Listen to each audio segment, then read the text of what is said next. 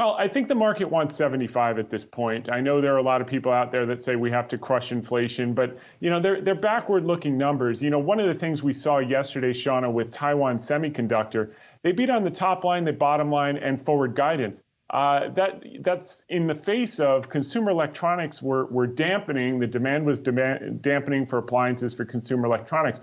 Where were they getting production and demand was in auto chips. And why that's so important is a huge component of the CPI is used and new car prices. Because there's been a shortage, those prices have gone up dramatically. The reason there's been a shortage is because they've got cars ready to go with no semiconductor chips to go in them so they could get them on the road. And now those chips are going to come in dramatically, that these producers are able to get them to the OEMs. And once you see that glut of new cars come on the road, prices are going to come down. That's also going to alleviate inflation. And I think we're going to see, just as we saw despondency earlier this week, I think we could get to euphoria towards the end of the year as sentiment starts to change and people realize that maybe we've already had a decent portion of the recession in the rearview mirror. And we're going to find out really soon with those GDP numbers